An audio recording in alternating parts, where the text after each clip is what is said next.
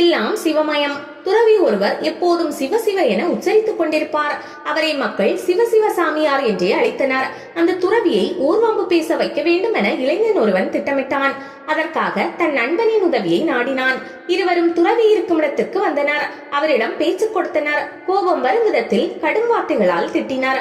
அப்போதும் அமைதியாக இருந்தார். பொறுமை இழந்த அவர்கள் சண்டையிடுவது போல நாம் கைகலப்பில் ஈடுபடுவோம், அப்போது நம்மை சமாதானம் செய்ய துறவி வருகிறாரா பார்க்கலாம் என முடிவெடுத்தனர். சண்டையிட ஆரம்பித்தனர். சிறிது நேரத்தில் நிலைமை மோசமானது. விளையாட்டு வினையாகும் என்பார்களே, அப்படி ஒருவன் பலமாக அடித்ததில் இன்னொருவனுக்கு கோபம் வந்தது.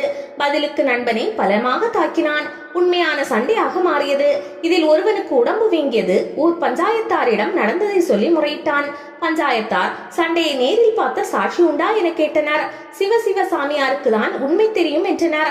வாயை திறக்காத சாமியார் உங்களுக்காக சாட்சி சொல்வாரா என கேட்டார் பஞ்சாயத்து தலைவர். அவர் மட்டும்தான் சாட்சி, வேற யாரும் சண்டையை பார்க்கவில்லை என சொன்னதால் வேறு வழியின்றி சாமியார் அழைத்து வரப்பட்டார். இதை கேள்விப்பட்டதும் சாமியாரை காண திரண்டனர். அவரை வணங்கிய பஞ்சாயத்து தலைவர், சாமி, நீங்க தான் சண்டையை பார்த்த ஒரே சாட்சி, நடந்ததை சொல்லுங்கள் என கேட்டார். அவரும் நடந்ததை சொல்ல முன்வந்தார். இளைஞர்களின் மனதிற்குள் மகிழ்ச்சி. பரவாயில்லையே, சண்டை வந்தாலும் சாமியார் மௌனத்தை கலைக்க போகிறாரே என ஆவலுடன் நின்றனர். அப்போது துறவி இருவரையும் சுட்டி காட்டியபடி, இச்சிவத்தை அச்சிவம் சிவ, அச்சிவத்தை இச்சிவம் சிவ, இச்சிவமும் அச்சிவமும் சிவ சிவ என்றார்.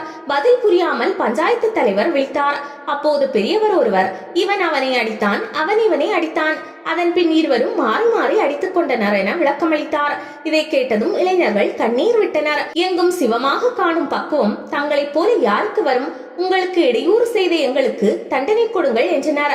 திருந்திய இளைஞர்களை கையால் அணைத்தபடி ஆசி அளித்தார் சிவசிவ சாமியார்.